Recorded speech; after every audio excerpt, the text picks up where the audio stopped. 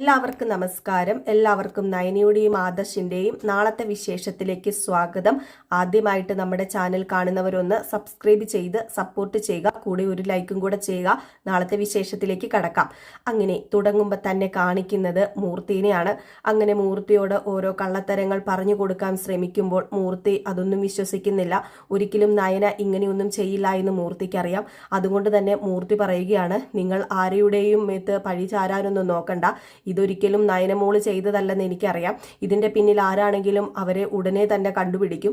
അപ്പോഴേക്ക് രേവതി പറയുകയാണ്, അയ്യോ സാറേ, ഞാൻ എങ്ങനെ എൻ്റെ മകളെ വിശ്വസിച്ച് ഇവിടെ നിർത്തും? എൻ്റെ മകളെ നിർത്തിയിട്ട് പോകാൻ എനിക്ക് പേടിയാ.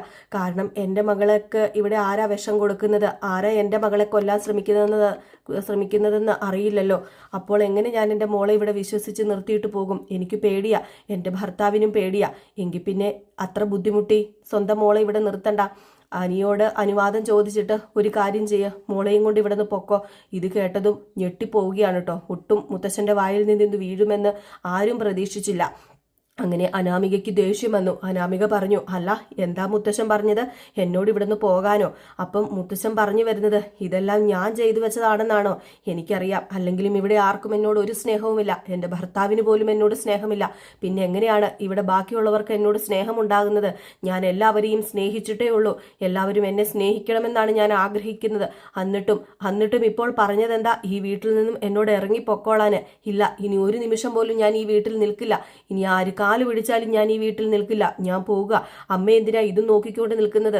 ബാ അമ്മേ എന്നും പറഞ്ഞ് രേവതീനെ വിളിച്ചുകൊണ്ട് അനാമിക പോകുമ്പോൾ വസുന്ധര പറയാ, അയ്യോ വേണ്ടായിരുന്നു, അതൊന്നും വേണ്ടായിരുന്നു. അദ്ദേഹം പറഞ്ഞതുകൊണ്ട് അനിയുടെ ജീവിതം അതാ തകരാൻ പോകുന്നത്. ഇതൊക്കെ നോക്കിയും കണ്ടും സംസാരിച്ച പോരായിരുന്നോ?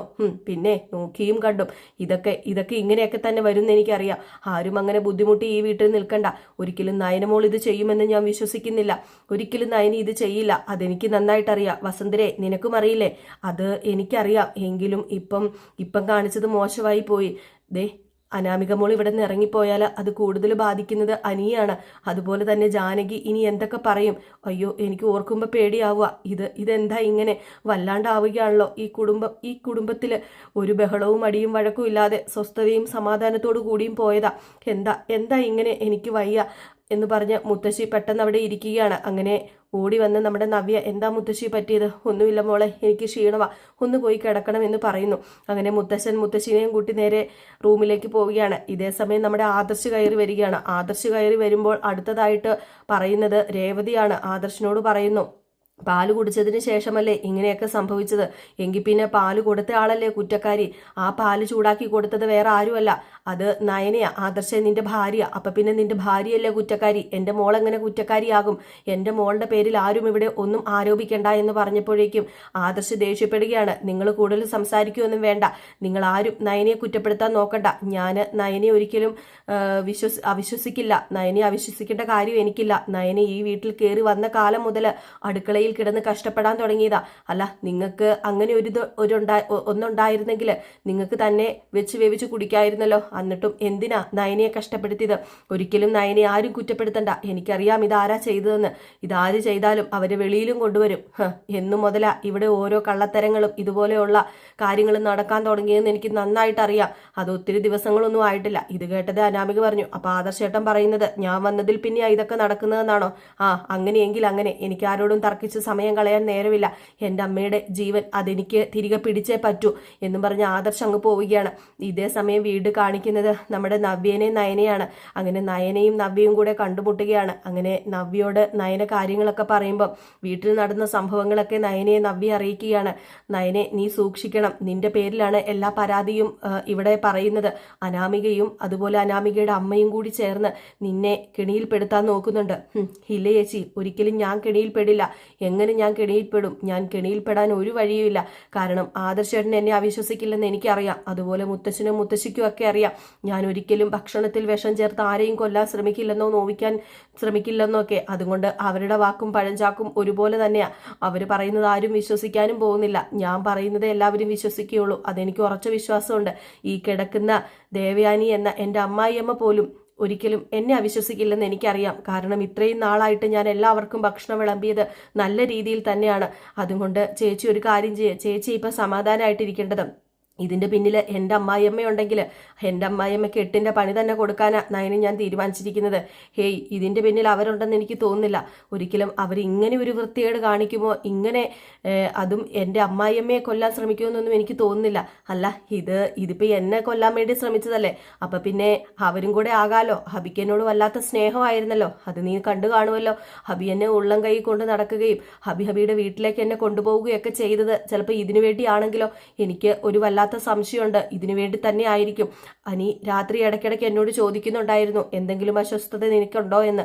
അപ്പോഴേ എനിക്ക് ചെറിയൊരു സംശയം തോന്നിയതാ. ആ സംശയം ഇപ്പം പൂർത്തീകരിച്ചു. എനിക്ക് ഉറപ്പാ ഇത് മിക്കവാറും ഒന്നെങ്കിൽ രേവതി അനാമിക, അല്ലെങ്കിൽ രേവതിയും അനാമികയും എൻ്റെ അമ്മായിയമ്മയും എൻ്റെ ഭർത്താവും കൂടെ ചേർന്ന് ഒത്തുകളിക്കുന്ന ഒരു നാടകം ഇത്. അതെനിക്ക് ഉറപ്പുണ്ട്. ഏതായാലും ഇത് കണ്ടെത്തിയേ പറ്റൂ. എൻ്റെ കുഞ്ഞിന് ഒരാപത്തും ഇനി വരരുത്. ഞാൻ വേണമെങ്കിൽ വീട്ടിൽ പോയി നിന്നോളാം, പക്ഷെ എൻ്റെ കുഞ്ഞിനൊരാപത്തും വരാൻ പാടില്ല. അങ്ങനെ നീ വീട്ടിൽ പോയി നിൽക്കേണ്ട കാര്യമൊന്നുമില്ല. അതുമല്ല, അനാമികയോട് മുത്തശ്ശൻ ഇറങ്ങിപ്പോകാൻ പറഞ്ഞു. അയ്യോ, അങ്ങനെയൊക്കെ നടന്നോ? ആ, അതൊക്കെ നടന്നു. മുത്തശ്ശൻ പറഞ്ഞു അനാമികയോട് ഇറങ്ങിപ്പോക്കോളാൻ. അത് വേറൊന്നും കൊണ്ടും അല്ല പറഞ്ഞത്. രേവതി, അനാമികയുടെ അമ്മ, കുറേ പ്രശ്നങ്ങൾ അങ്ങോട്ട് നിരത്തി. എൻ്റെ മകളെ ഇവിടെ നിർത്തിയാൽ എൻ്റെ മകൾക്ക് ഭീഷണിയാണെന്നും എൻ്റെ മകളെ കൊല്ലാൻ മടിക്കില്ലാരും എന്നൊക്കെ പറഞ്ഞു. ഇത് കേട്ടിട്ടാണ് വല്ലാത്ത സങ്കടത്തോടു കൂടി മുത്തശ്ശൻ പറഞ്ഞത്, അങ്ങനെയാണെങ്കിൽ മകളെയും കൊണ്ട് വിട്ടു പൊക്കോളാൻ, അനിയോട് അനുവാദം ചോദിച്ചിട്ട് പൊക്കോളാനാ പറഞ്ഞത്. അനി ഇതിന് സമ്മതിക്കുകയും ചെയ്യൂലോ. അനിയുടെ മനസ്സിൽ ആരാ? അത് നമ്മുടെ അനിയത്തി തന്നെയാണല്ലോ. ആ കല്യാണം നടന്നിരുന്നെങ്കിൽ ഒരുപക്ഷെ ഇങ്ങനെയൊന്നും നടക്കില്ലായിരുന്നു. അപ്പം നമ്മുടെ നയന പറയാണ്, ഒരിക്കലും ആ കല്യാണം നടക്കാൻ പാടില്ലായിരുന്നു. ആ കല്യാണം നടന്നു കഴിഞ്ഞാൽ നമ്മൾ അനുഭവിക്കുന്നത് പോലെ എല്ലാ ക്രൂരതകളും നമ്മുടെ അനിയത്തിയും അനുഭവിക്കേണ്ടി വരില്ലേ? ഇതിന് പിന്നിൽ ആരാണെങ്കിലും ആദർശേട്ടൻ കണ്ടുപിടിക്കും. പിന്നെ കുറച്ച് നാളത്തേക്ക് എനിക്ക് എൻ്റെ അമ്മായിയമ്മയെ ശുശ്രൂഷിക്കേണ്ടി വരും. അതിനെനിക്ക് സന്തോഷം മാത്രമേ ഉള്ളൂ. അങ്ങനെയെങ്കിലും നിന്റെ അമ്മായിയമ്മ മനസ്സിലാക്കട്ടെ നിന്റെ വില. അതാ ഞാനും ഇപ്പം വിചാരിക്കുന്നത്. ഏതായാലും പ്രശ്നങ്ങളൊക്കെ ഒരു പരിധി വരെ ഇപ്പോൾ നിൽക്കുന്നത് നയനെ നിന്റെ തലയിലാണ്. അതുകൊണ്ട് നീ സൂക്ഷിക്കണം. ഹേയ്, ഞാൻ പറഞ്ഞല്ലോ ചേച്ചി, എനിക്കൊരു പ്രശ്നം ഉണ്ടാവില്ല, ഞാൻ നോക്കിക്കോളാം. ഏതായാലും ചേച്ചി അവിടെ സൂക്ഷിച്ചും കണ്ട് നിൽക്കണം. ആര് തരുന്നതും വാങ്ങി കഴിക്കരുത്. എനിക്ക് ഹോസ്പിറ്റലിൽ ചിലപ്പോൾ നിൽക്കേണ്ടി വരും. അതുകൊണ്ട് അവിടെ ഇനി എല്ലാ ആഹാരങ്ങളും ഉണ്ടാക്കുന്നത് അവിടെ ഉള്ളവരാരെങ്കിലും ആയിരിക്കും. അങ്ങനെയാണെങ്കിൽ നീ ഭക്ഷണം കഴിക്കരുത്. നീ വീട്ടിൽ പോയി നിൽക്കുക, അല്ലെങ്കിൽ നീ അമ്മേനെ വിളിച്ചു വരുത്തി നിൽക്കുക. അവിടെയാണെങ്കിൽ അനാമികയുടെ അമ്മയും നിൽപ്പുണ്ടല്ലോ. പിന്നെ നമ്മുടെ അമ്മ വന്ന് നിന്താൽ എന്താ പ്രശ്നം എന്നൊക്കെ ചോദിക്കുകയാണ്. അങ്ങനെ വീണ്ടും നമ്മുടെ ദേവയാനിനെ കാണിക്കുന്നു. ദേവയാനി ആ ഒരു സ്റ്റേജിൽ തന്നെയാണുള്ളത്. ബോധം വീഴുകയോ ഒരക്ഷരം മിണ്ടുകയോ ഒന്നും കഴിക്കുകയോ ഒന്നും ചെയ്തിട്ടില്ല. ഏതായാലും റിക്കവർ ആയിട്ട് വരാൻ കുറച്ച് ദിവസങ്ങൾ പിടിക്കുമെന്ന് ഡോക്ടർ അറിയിക്കുമ്പോൾ വല്ലാത്ത വേദനയിൽ നമ്മുടെ ജയന് നിൽക്കുകയാണ്. ഏകദേശം ഈ ഒരു സീനൊക്കെയാണ് നമ്മൾ നാളെ കാണാൻ പോകുന്നത്. എല്ലാവരും കാത്തിരിക്കുക. എല്ലാവർക്കും നമ്മുടെ വിശേഷം ഇഷ്ടപ്പെട്ടെങ്കിൽ തീർച്ചയായിട്ടും നിങ്ങൾ സപ്പോർട്ട് ചെയ്ത് നമ്മളെ സഹായിക്കുമെന്ന് പ്രതീക്ഷിക്കുന്നു. നമ്മുടെ ചെറിയൊരു ചാനലാണ്. ഇതിലൂടെ നമ്മൾ ഇടുന്ന കഥകൾ എന്ന് പറഞ്ഞാൽ നന്ദയുടെയും ഗൗതമിൻ്റെയും കഥയും നയനയുടെയും ആദർശിൻ്റെയും കഥയുമാണ്. എല്ലാവർക്കും ഇഷ്ടപ്പെട്ടെന്ന വിശ്വാസത്തോടു കൂടി നിർത്തുകയാണ്. നെക്സ്റ്റ് ഒരു വീഡിയോ ആയിട്ട് വരാം. അതുവരെ എല്ലാവർക്കും ഗുഡ് ബൈ.